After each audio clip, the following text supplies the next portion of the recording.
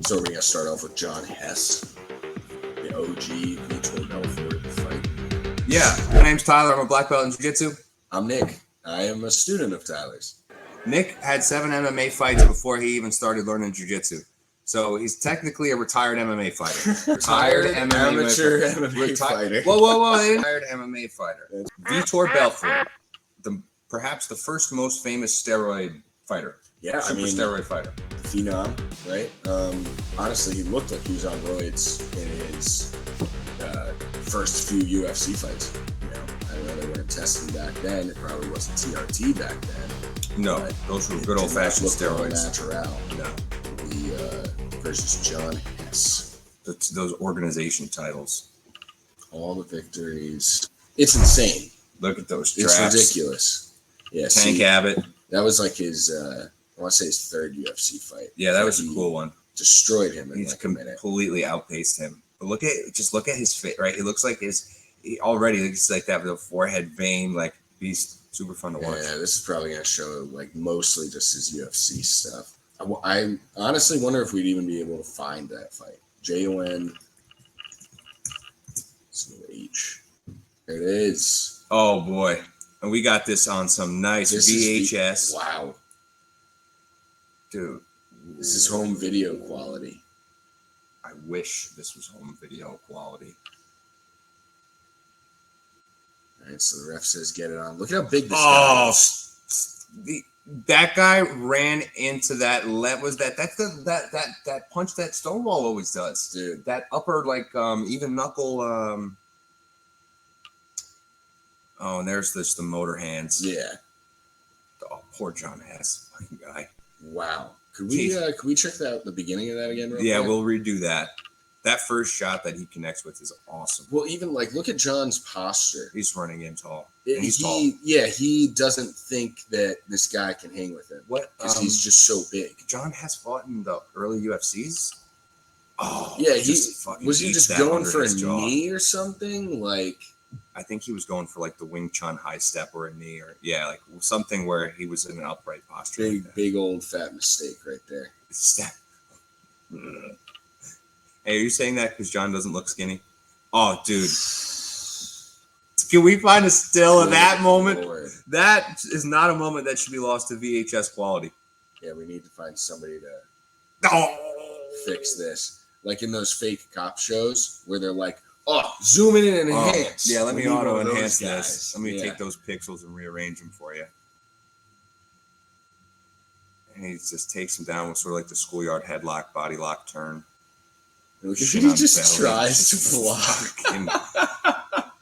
Chains, so it's like his arms are on a bike chain. Yeah. And they're just rotating through, right? What's that exercise that you do where you're pedaling the arms? Like a bike pedal thing almost? I feel like that's Belfort's favorite exercise ever. It's like the MMA version of the Wing Chun rolling fist. Yeah. All right. So he destroys John Hess in under a minute at Super Brawl 2, and it was pretty amazing. After that, he went over to the UFC, beat up a few more people, lost to Couture. Then he fought Wanderlei with that super famous one that we were talking about earlier, where he just kind of blitzes right at him and chases him across the whole octagon. All right, let's find Wanderlei. Let's do it. Yeah, honestly, that's a weird one because Belfort's credited as being this super young guy, beating up all these veterans, but it was Wanderlei's 7th fight too. It's both of their. It was their 7th fight. Yeah. That's weird. Wanderlei's only a year older than him. And then, of course, he went on to be far more successful, I would say, in pride. Wanderlei did overall. Yeah, I mean, neither one of them ever won a UFC belt. But Wanderlei seems to be more well-known. Yeah, and more successful abroad. Belfort was one of those weird situations where if he had lasted a little longer against Jones, he may have won that fight. I think he did hyperextend his arm. Oh, yeah, this is a classic. I think this is the first Belfort fight I ever saw. This was the one that, was the one that sticks out to me as the first time I saw Vitor Belfort do some cool shit. Take a look at Big John's shirt, too, the V-neck. The V-neck, the deep V-neck, the self-made V-neck. Right? Yeah, that was fast. And it all starts off this little counter. That straight left. And he charges him all the way across the whole octagon. it does seem in certain ways like there's no doubt that the technical aspect of MMA is leagues and leagues above uncomparable, right? Yeah. Like your bottom level UFC fighter is more technically capable than your top level UFC champion from that era, probably. Sure. Aside from like the real rare guys like KOTOR, whose style would still be functional today. He was old when he got into it. He was like 35 or 36. Just imagine him trying to employ that against the current heavyweight. They're 60 pounds heavier than him. That's true. You know what though? Think about when he fought Tim Sylvia. Tim Sylvia was fucking enormous too.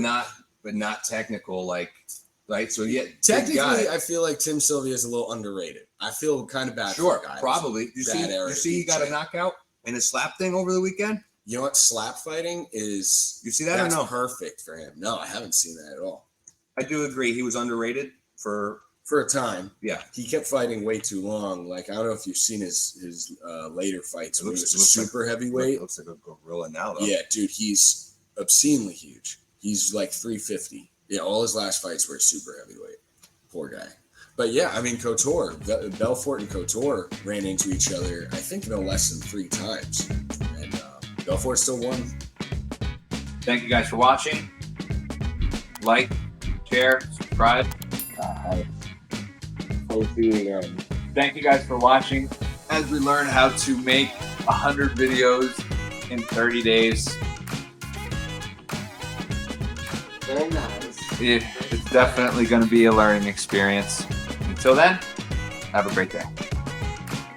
And subscribe.